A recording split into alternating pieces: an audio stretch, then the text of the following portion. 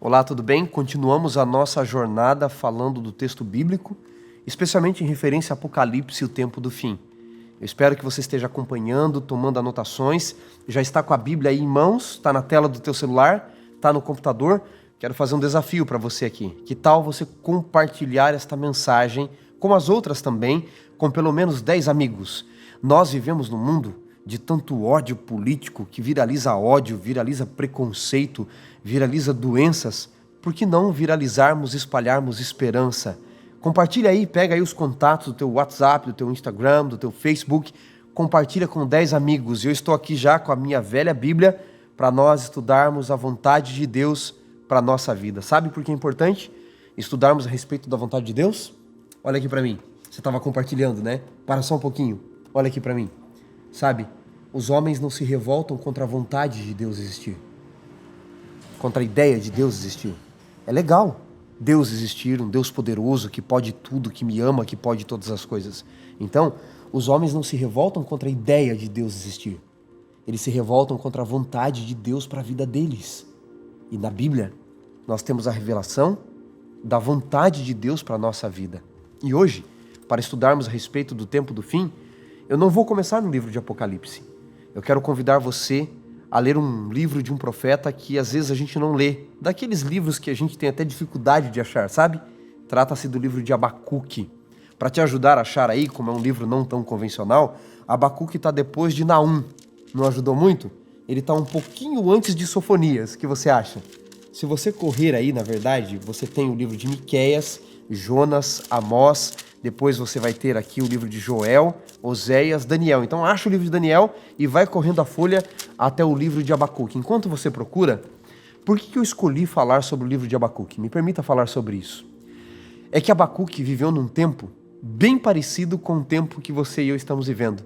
Esse tempo de quarentena, este tempo de guerras, de pandemias, este tempo de caos político, de crise financeira, um tempo onde as pessoas viralizam ódio, um momento onde o povo de Deus olha e muitos dizem: Senhor, de que está adiantando fazer o certo? Parece que aqueles que fazem errado, aqueles que enganam o povo, aqueles que roubam o povo, aqueles que amam a mentira, esses são mais felizes.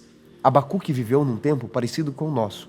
Então, enquanto você vai achando o livro, eu quero contar para você um pouquinho o contexto do profeta Abacuque, que ele viveu, para você ver a relevância deste tempo em que nós vivemos ao lermos o livro de Abacuque.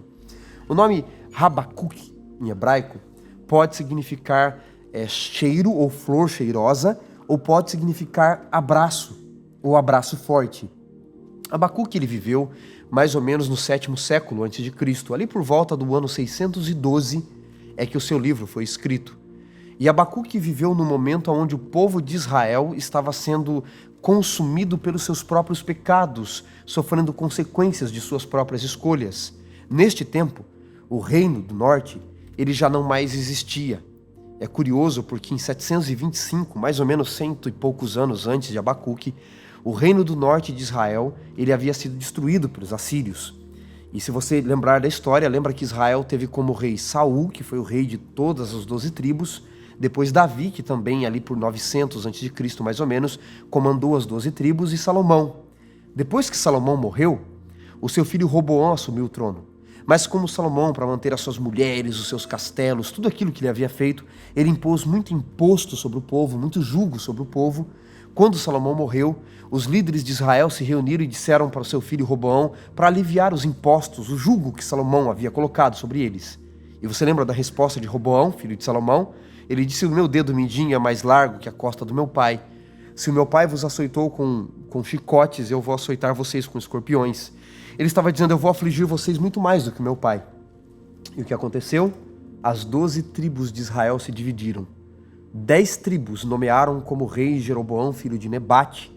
Era a tribo do norte, a tribo de Israel, o reino de Israel, cuja capital seria Samaria.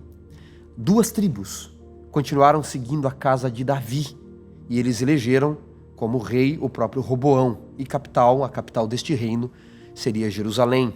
O tempo em que Abacuque viveu, ali mais ou menos entre a troca do reino de Josias, ele estava vivendo um momento onde Israel, em sua maior parte, em seus líderes, estavam corrompidos, longe dos caminhos de Deus. O povo vivia trancafiado dentro das suas casas, com medo de sair pelas ruas. Profetas se levantavam falando da destruição de Jerusalém, assim como hoje nós observamos este mundo próximo da sua destruição, do seu final.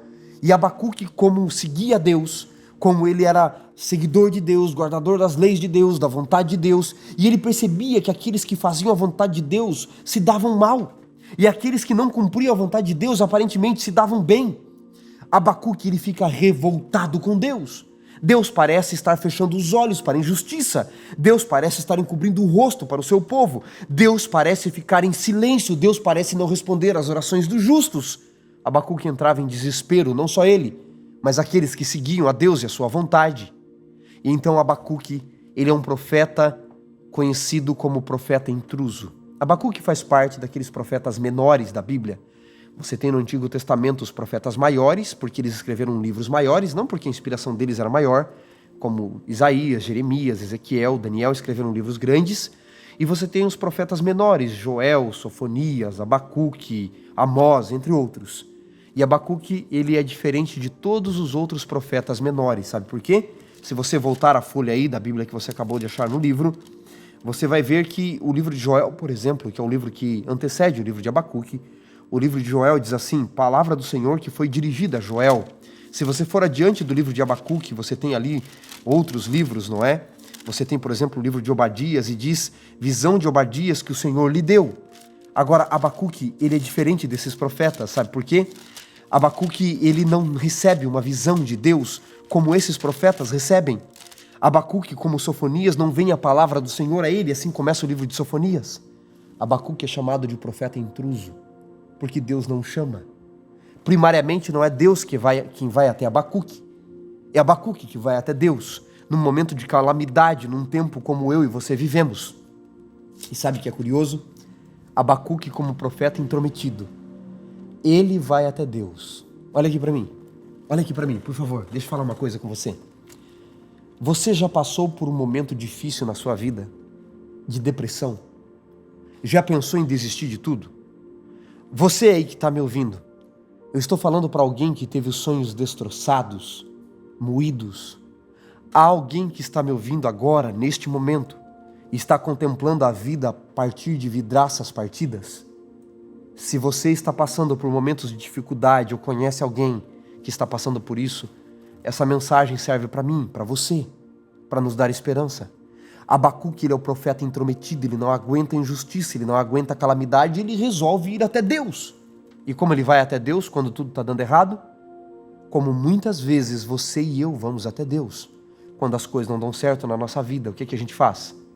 Perguntamos, Deus, cadê você? Deus, onde você está? Ou onde você estava quando eu mais precisei de você? Porque quando eu orei você não respondeu do meu jeito, da minha forma. Por que você fica em silêncio quando mais a gente precisa do Senhor? Abacuque vai até Deus e no capítulo 1, no verso 1, no verso 2 ele diz assim, até quando, Senhor? Clamarei eu e tu não me escutarás? Gritar-te-ei violência e não me salvarás?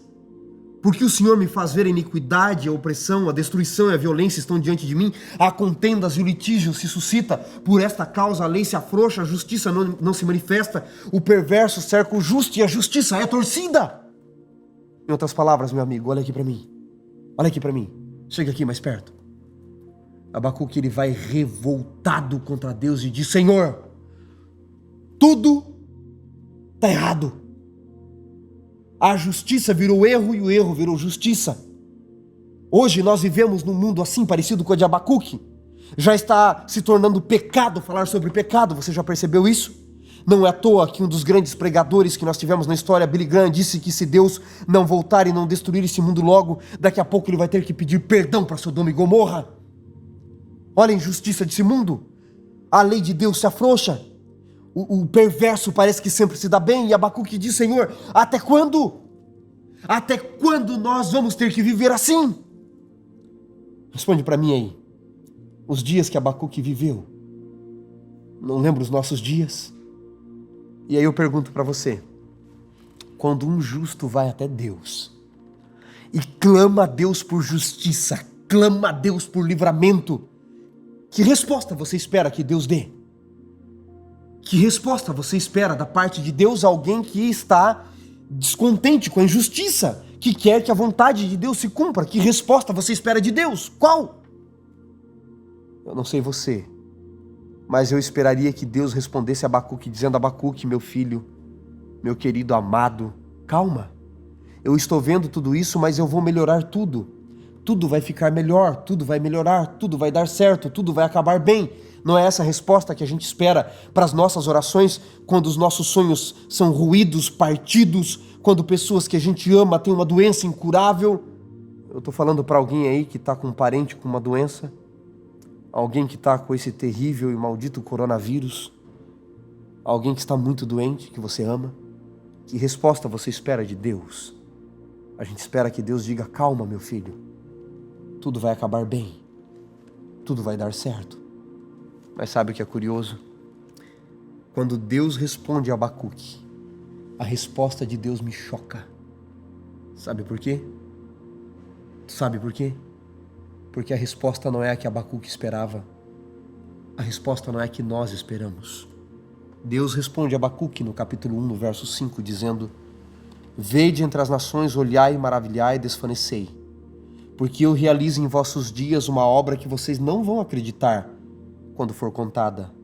E ele diz no verso 6 do capítulo 1, Abacuque, eis que eu suscitarei os caldeus, nação amarga e impetuosa, que marcha pela largura da terra, para se apossar de moradas que não são suas. Eles são pavorosos e terríveis, criam seu direito e a sua dignidade. Em outras palavras, meus amigos, olha aqui para mim, meu amigo, minha amiga. Abacuque vai até Deus dizendo que tudo está ruim e ele não suporta mais a injustiça, e sabe o que Deus diz? Abacuque, a coisa está feia? Pois saiba que vai ficar pior. Você não espera essa resposta de Deus? É isso mesmo que Deus diz, Abacuque. Você está reclamando porque você acha que a coisa está injusta, que a coisa está feia? Vai ficar pior ainda, meu amigo.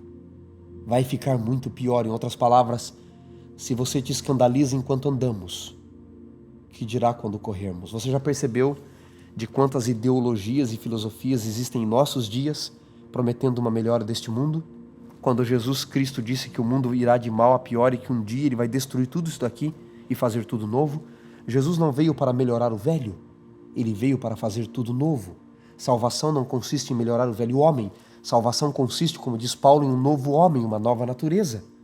Deus olha para Abacuque e diz: se você acha que está ruim, e está escandalizado e pensando em desistir por isso, meu amigo, vai piorar. Se te escandalize enquanto andamos, que dirá quando corrermos? E Abacuque, quando escuta essa resposta de Deus, ele não acredita, ele diz: não, o Senhor não pode me dar uma resposta dessa, isso é impossível. Deus está dizendo: Abacuque, eu vou destruir o meu povo, eu vou trazer os caldeus, os babilônicos, eles vão acabar com a cidade, eles vão acabar com as pessoas, vão rasgar a barriga das grávidas, eles vão destruir tudo. Se você acha que está ruim, vai piorar.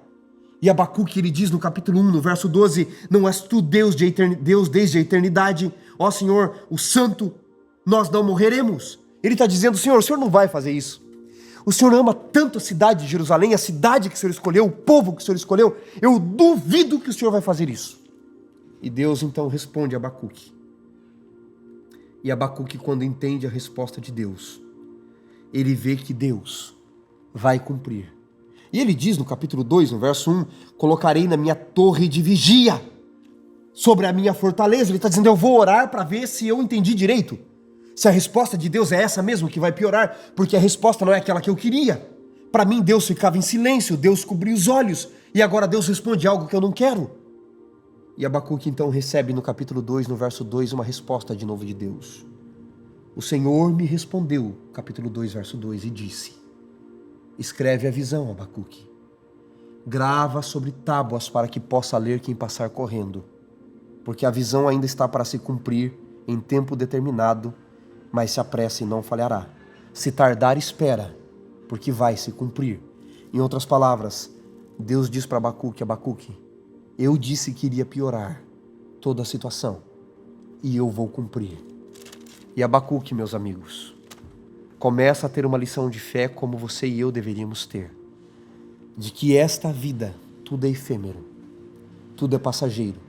E se você e eu colocarmos as nossas expectativas, as nossas esperanças apenas para este mundo, nós seremos os mais infelizes de todos os homens, porque nada neste mundo vai poder nos satisfazer por completo. C.S. Lewis, um dos maiores teólogos do século passado, no livro Mere Christianity, ele diz que se nós temos desejos nesta vida e nada pode suprir o grande vazio que nós temos, a única resposta óbvia é que nós somos feitos para um mundo melhor do que este. E ele está nos dizendo, sabe, não é que nós não temos que fazer planos neste mundo. Você pode planejar estudar, ter um bom emprego, uma boa casa, um bom apartamento, um bom carro, casar, ter filhos. Não está nada errado com isso. Mas nós não podemos colocar a nossa esperança apenas neste mundo. E aí ele completa dizendo, porque se a esperança que se tem fosse apenas para esta vida, se não houvesse mais nada além para acreditar, mais nada além para esperar, que esperança mais perdida. Deus começa a mostrar para Abacuque que colocar a esperança dele apenas neste mundo. Você percebeu o que nós estamos vivendo? Deus ensina Abacuque. É efêmero demais, é passageiro demais, Abacuque. É como os nossos dias. Toda esta pandemia, tudo isso que você e eu estamos vendo e vivendo, nos ensinaram, meus amigos, que a estrutura deste mundo, a segurança deste mundo, é frágil demais. Do dia para a noite, nossa segurança, nossa liberdade pode ruir. Jesus nos ensinou a colocar os nossos valores nas questões eternas, a colocar os nossos fundamentos e edificar sobre a rocha. E Deus estava ensinando a Abacuque a não colocar a esperança nas coisas passageiras deste mundo. Quando Abacuque entende, então, que Deus tem algo eterno, que nós temos que viver a partir de perspectivas eternas, Abacuque entende, então, quem Deus é. E ele vai proferir no capítulo 3, é um livro pequeno, tem apenas 3 capítulos. No capítulo 3, Abacuque vai proferir uma das mais belas orações da Bíblia. Ele diz no capítulo 3, no versículo 16, eu ouvi a Deus e o meu íntimo se comoveu. Ao som da sua voz tremeram os meus lábios e entrou podridão dos meus ossos. Os meus joelhos vacilaram. Em outras palavras, quando Deus não respondeu o que eu queria, o que eu desejava. Sabe, Deus nunca vai dar a resposta que você quer, mas a resposta que você precisa. Ele é um bom professor. Ele sabe disso. Abacuque diz, os meus joelhos vacilaram, pois em silêncio devo esperar o dia da angústia. Mas como ele aprende a confiar em Deus, de que para Deus o melhor está guardado no final. No verso 17 ele diz assim, numa das mais belas palavras do Antigo Testamento. Ele diz, ainda que a figueira não floresça e não haja fruto na vide, ainda que o produto da oliveira minta e os campos não produzam mantimento, ainda que as ovelhas sejam arrebatadas do aprisco e nos currais não haja gado, todavia eu me alegro no Senhor e espero no Deus da minha salvação. O Senhor é a minha fortaleza e faz os meus pés como o da corça e me faz andar pelos altos da terra. Observe essas palavras de alguém que agora aprendeu a não confiar em coisas passageiras deste mundo, mas colocou a sua esperança em valores eternos. Abacuque está dizendo, ainda que a doença não seja curada, ainda que eu não passe na faculdade que eu quero, ainda que eu não tenha o emprego que eu quero, ainda que eu não tenha a família que eu esperava, Abacuque está dizendo, eu aprendi que existem valores maiores do que aquilo que esta terra possa me oferecer. E então Abacuque diz, ainda que o produto da oliveira minta, ainda que nos currais não haja gado, que as ovelhas sejam arrebatadas do aprisco, eu esperarei para sempre no Senhor, no Deus da minha salvação.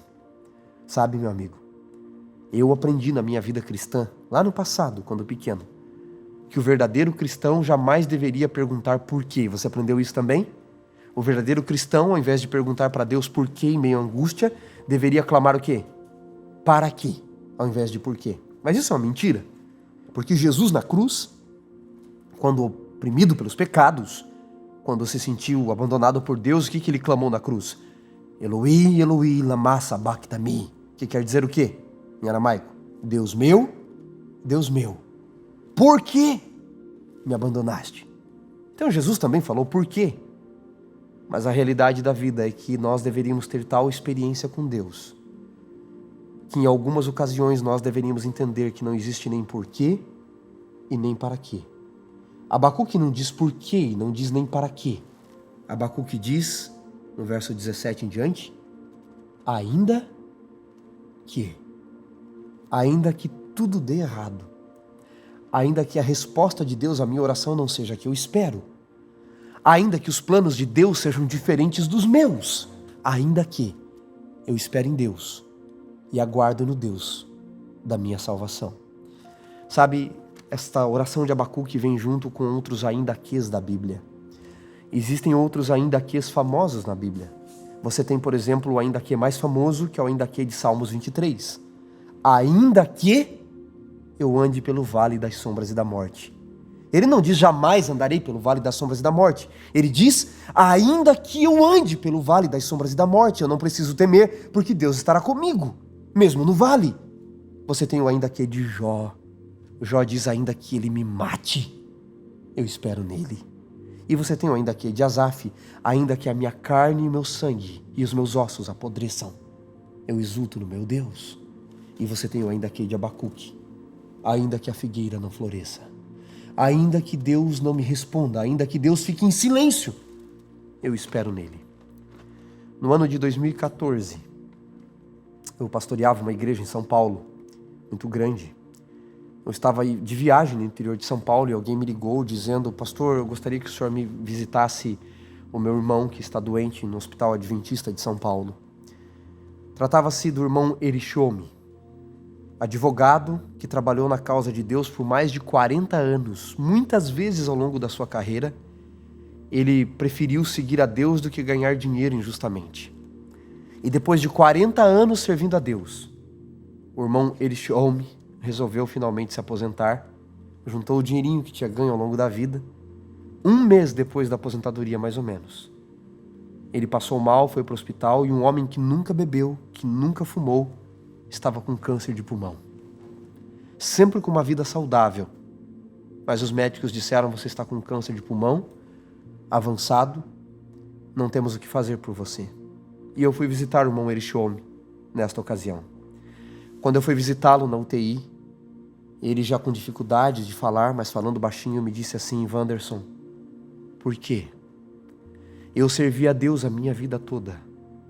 Eu nunca bebi, eu nunca fumei, eu sempre procurei ter uma vida saudável, cuidar do meu corpo, que é o templo do Espírito Santo.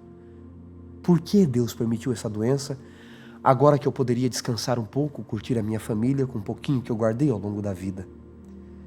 E eu conversei um pouco com o irmão Erichome e li esse texto de Abacuque que eu acabei de compartilhar com você.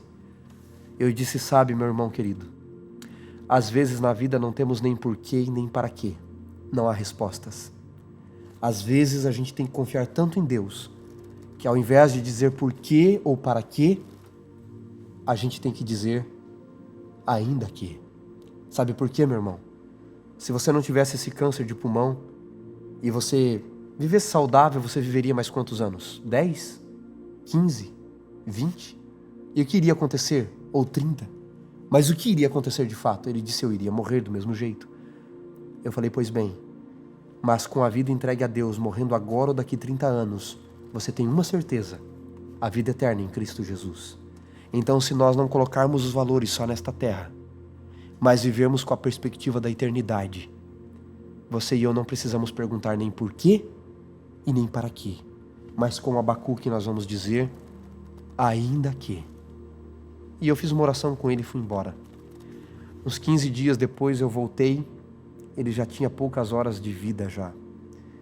Mas o irmão Erichome, que os médicos haviam dito aos familiares que ele não duraria muito, me recebeu no quarto de UTI ali do hospital. Me chamou bem pertinho da boca dele, tirou o aparelho, ele estava muito mal. Segurou forte na minha mão e ele disse assim, Wanderson, ainda que eu confio no Deus da minha salvação. Naquela madrugada ele morreu, dizendo, ainda que. E você que está aí me ouvindo, e não passou na faculdade que queria. Foi abandonado pela pessoa que amava. Perdeu a saúde, perdeu o emprego. Eu sei que é difícil. Mas nós não temos que colocar a nossa esperança, meu amigo, minha amiga, só neste mundo. Às vezes não haverá nem porquê, nem ainda que, nem porquê e nem para quê. Às vezes na minha e na sua vida, por termos esperança na vida eterna, só haverá ainda que, Senhor, ainda que Jerusalém seja destruída, ainda que a figueira não floresça, não haja produto na vide, ainda que nos currais não haja gado e as ovelhas sejam arrebatadas do aprisco, ainda que eu ande pelo vale das sombras da morte, ainda que a minha carne e os meus ossos apodreçam, ainda que o Senhor não me cure da doença, ainda que o Senhor não responda a oração como eu quero, ainda que tudo de ruim aconteça, eu não vou desistir, porque eu não vivo com esperança só neste mundo, eu tenho a perspectiva da eternidade. E é por isso, meu amigo, que a Bíblia é uma jornada do Éden para o Éden.